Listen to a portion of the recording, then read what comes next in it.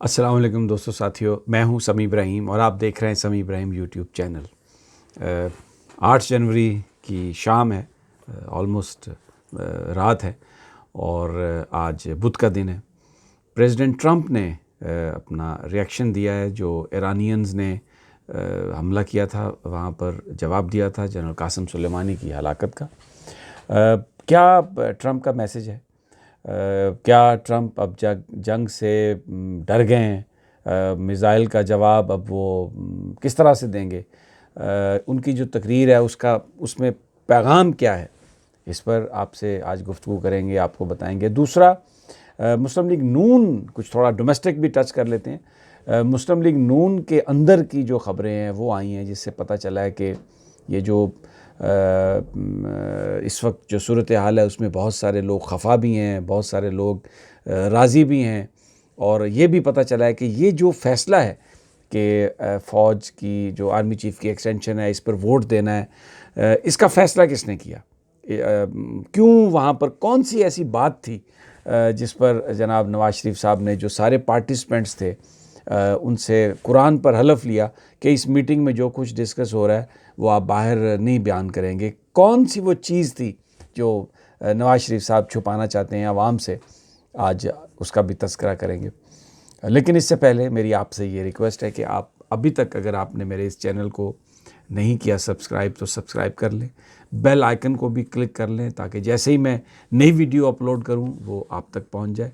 और फिर इसको लाइक करें, शेयर करें ताकि ज़्यादा लोगों तक ये इन्फॉर्मेशन पहुंचे। और हमें गाइड ज़रूर करें, अपना फ़ीडबैक भी दें। फ़ीडबैक तो आया कि मैंने सीट बेल्ट नहीं पहनी हुई थी, मैं ड्राइव नहीं कर रहा था इसलिए नहीं पहनी हुई थी। बहरहाल ये बहुत अच्छी है आपकी तरफ से जो हमें सवाल मिलें, जो गाइडेंस मिलें, फिर हम उसी हिसाब से उन्हीं चीज़ों पर ज़्यादा हम बात करेंगे। अब आ जाते हैं स्टोरीज़ पर। मैं जो मुस्लिम लीग नवाज़ की जो स्टोरी है वो मैं आपको बाद में बताता हूँ, लेकिन सबसे पहले जो ट्रंप की जो स्टेटमेंट आई है, आप ये देखें कि ईरान एक छोटा सा मुल्क है लेकिन पूरी कौम एक है। और उन्होंने जो 2 बेसिस पर उन्होंने मिज़ाइल फेंके और अर्ली वार्निंग दे के मिज़ाइल फेंके। और जो वो मिज़ाइल फेंके, अब समझ में ये आ रही है बात कि ईरान के पास इससे ज़्यादा बड़ी टेक्नोलॉजी है, वो ज़्यादा एक्यूरेसी के साथ टारगेट हिट कर सकते हैं। लेकिन शायद क्योंकि वो एक पैगाम देना चाहते थे अमेरिका को, जैसे कहा आयतुल्लाह ख़amenei ने कि हमने अमेरिका के मुंह पे एक थप्पड़ मारा है, उनको ये बताने की कोशिश की कि अगर आप करना चाहते हैं तो वो बड़े उसके नताइज खौफनाक होंगे। तो वो जो मिज़ाइल फेंके उसका असर देखें इतना हुआ कि आज डोनाल्ड ट्रंप, जो एक दिन पहले कह रहे थे कि अगर ईरान ने अमेरिका पर हमला किया तो फिर हम 52 साइट्स पर हमला करेंगे, कल्चरल साइट्स पर हमला करेंगे, आज उन्होंने ये कहा है कि हमारे पास हथियार तो हैं लेकिन इसका ये मतलब नहीं कि हम उन्हें ज़रूर यूज़ करें, और बल्कि हम उसे इस्तेमाल करना भी नहीं चाहते। तो पहली दफ़ा अमेरिका को ये एहसास हुआ, ईरान ने जब मिज़ाइल अटैक का जवाब दिया, कि ये एक बड़ी खौफनाक जंग होगी और इसमें कुछ भी हो सकता है। अपनी इस तकरीर में उन्होंने नेटो से कहा है कि आप ज़रा थोड़ा इसमें रोल ज़्यादा प्ले करें। और फिर ये कहा है कि अमेरिका जो है वो अब पूरी तरह ख़ुद कफ़ील हो चुका है, उसके पास तेल है, मिडल ईस्टर्न ऑयल की हमें ज़रूरत नहीं है। और ईरान को मुज़ाकरात की दावत दी है। इस तरीके से मुज़ाकरात की दावत दी है कि वो जो न्यूक्लियर डील है दूसरे ममालिक से, कहा है कि आप इसको भी ख़त्म कर दें, तो फिर ईरान के साथ एक नया हम उसके साथ मुज़ाकरात करते हैं ताकि एक ऐसी चीज़ बन सके जिसमें ईरान दुनिया के लिए एक्सेप्टेबल हो। हाँ, ये रेटोरिक की उन्होंने कि हम ईरान को न्यूक्लियर स्टेट नहीं बनने देंगे, अपनी ताकत का बड़ा भरपूर इजहार किया उन्होंने। पीछे सारे जर्नैल उनके खड़े थे। कभी इस तरह से नहीं हुआ कि अमेरिकन प्रेसिडेंट ने जब कोई तकरीर की हो तो उसमें जर्नैल पीछे खड़े हों। लेकिन फिर पॉलिटिकल टच जो अमेरिका की इंटरनल पॉलिटिक्स का है, क्योंकि इलेक्शन का साल है, तो उन्होंने कहा कि ये जो ईरान के साथ न्यूक्लियर डील थी ये बहुत ख़राब डील थी। डेमोक्रेट्स पर तनकीद की, ओबामा पर उसका नाम लिए बग़ैर तनकीद की। फिर एक गलत बयानी की कि जनाब वो जो इस डील के नतीजे में जो पैसे मिले हैं ईरान को, उन पैसों से ये सारे मिज़ाइल टेक्नोलॉजी और वो टेक्नोलॉजी डेवलप की है जो अमेरिका पर हमले के लिए इस्तेमाल हो रही है। हालांकि ये वैसे बात ये गलत है इसलिए कि ईरान को जो पैसे मिले थे वो ईरान के अपने पैसे थे जो अमेरिका ने उन बैंक अकाउंट्स में फ्रीज कर दिए थे जब सैंक्शंस लगाई थी। तो जब वो डील हुई तो उन्होंने उसमें से कुछ अमाउंट अनफ्रीज की और वो पैसे ईरान को मिले। तो आज एक बात तो ये सामने आ गई कि जब मिसाइल ईरान ने मारे हैं तो अब अमेरिका जंग से खुद जो करना चाह रहा था उससे पीछे हटा है, नेटो को बीच में इन्वॉल्व कर रहा है, कह रहा है कि जी आप भी हमारे साथ चलें। चाइना रशिया को भी यही बात कही है, लेकिन आज से 2 दिन पहले डोनाल्ड ट्रंप का ये रवैया नहीं था और वो उस वक्त हथियार चलाने की बात कर रहे थे।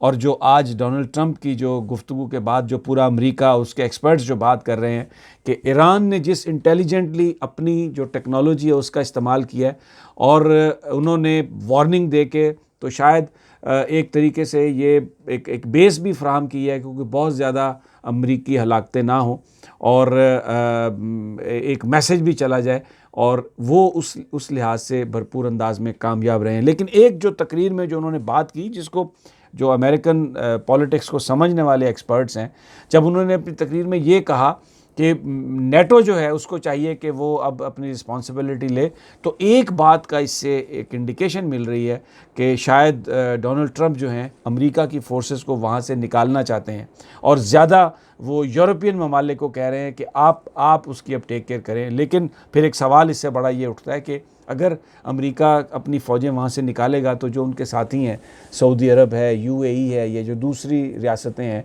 वो किस तरीके से रिएक्ट करेंगी।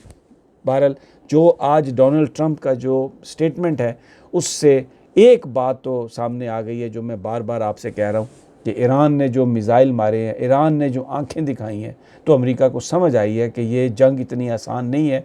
अमेरिका ईरान को इतनी आसानी से इन्वेड नहीं कर सकता और बज़ाहिर जिस तरफ चीज़ें अनफोल्ड होती हुई नज़र आ रही हैं उसमें ऐसा लग रहा है कि अमेरिका का इनखला जो है इराक से, उस खित्ते से बहुत जल्द उसका इम्कान है कि वो शुरू हो जाएगा क्योंकि डोनाल्ड ट्रंप ज़्यादा अब बात जो है वो नेटो के ममालिक से, जर्मनी से, बरतानिया से, फ्रांस से, इन ममालिक से कह रहे हैं कि आप आएँ और गुफ्तगू करें।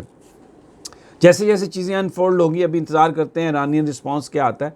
सिचुएशन अभी भी बहुत डेंजरस है क्योंकि एक बात उसने कही है इन्होंने, डोनाल्ड ट्रंप ने, कि हम ईरान को न्यूक्लियर स्टेट नहीं बनने देंगे।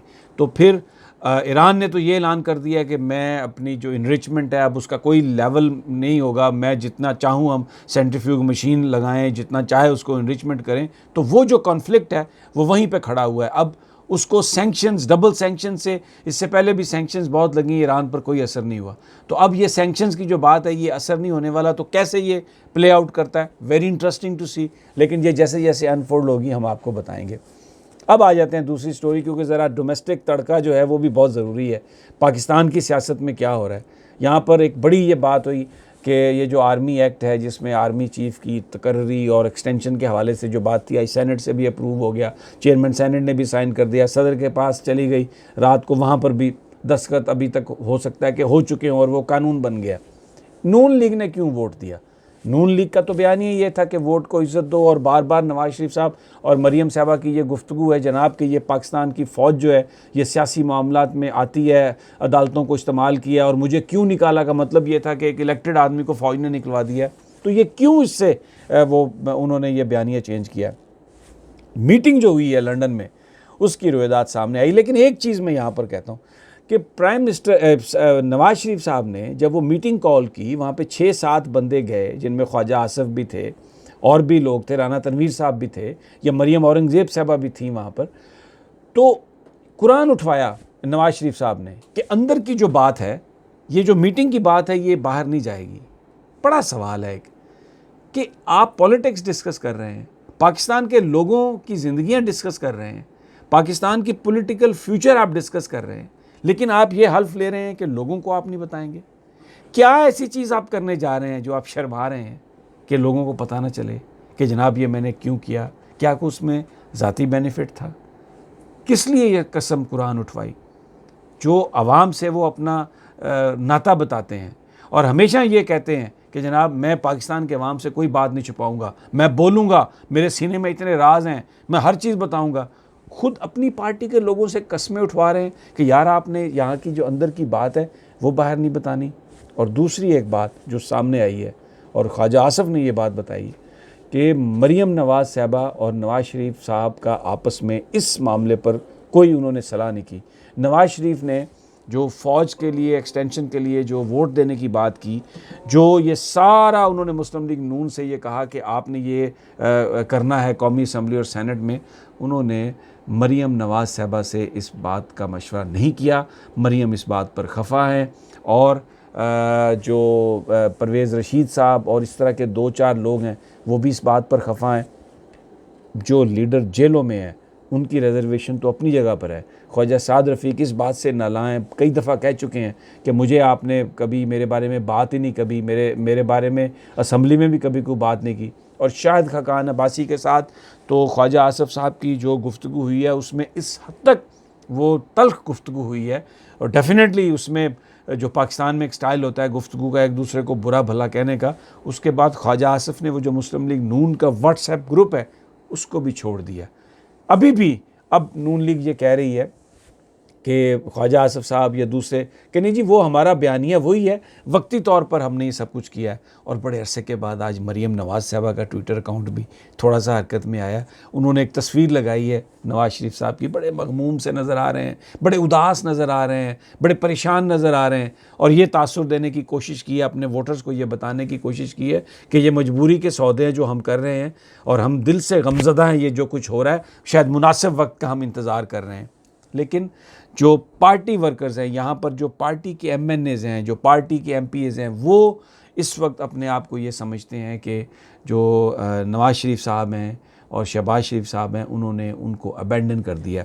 और ये जो फ़ैसला था, ये मैं आपको बता रहा हूँ बड़ी रिस्पॉन्सिबिलिटी से, नून लीगी कायदीन ये बता रहे हैं कि ये जो फ़ैसला था कि आपने वोट देना है आर्मी एक्सटेंशन पे, ये फ़ैसला नवाज़ शरीफ साहब का अपना फ़ैसला है और ये फ़ैसले करने से पहले उन्होंने मरीम नवाज़ से किसी तरह का भी कोई उन्होंने गुफ्तगू नहीं की। और इस हवाले से जो बेटी और बाप हैं उनमें इख्तलाफात भी हैं और मरीम नवाज़ को अभी बाहर जाने की इजाज़त नहीं मिल रही। नवाज़ शरीफ साहब भी चाहते हैं, मरीम नवाज़ भी ये चाह रही हैं कि वो बाहर जाएं, लेकिन प्रॉब्लम इस वक्त ये है कि अभी तक की जो सूरत हाल है उसमें मरीम नवाज़ को बाहर जाने की इजाज़त अभी नहीं मिल रही। केस उनका फ़िक्स हो गया है, दरख्वास्त उन्होंने दी है जो शायद 15 को लगेगा। एक बेंच भी नया बना है, जो माजी वाला बेंच था वो नहीं था, लाहौर हाई कोर्ट है, बड़े बड़े फ़ैसले आए हैं। हो सकता है अब फिर कोई ऐसा खुशी का फ़ैसला आ जाए कि जिस पर नून लीगी लड्डू खा रहे हो। अगली वीडियो के लिए तैयार रहिए, मज़ीद इन्फॉर्मेशन के साथ जल्द हाज़िर होऊंगा।